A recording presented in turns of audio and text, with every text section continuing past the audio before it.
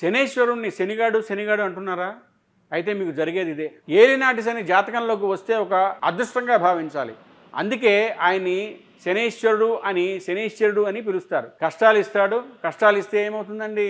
తట్టుకునే ఓర్పు వస్తుంది, గొప్ప అనుభవం వస్తుంది. అంత గొప్ప అనుభవం వచ్చింది కాబట్టి అరే దెబ్బతింటావురా, నేను ఎలా తిన్నానో తెలుసా అని 10 మందికి చెప్పగలిగినటువంటి శక్తి వస్తుంది. కాబట్టి ఏలినాటి శని ఒక రకమైన వరం.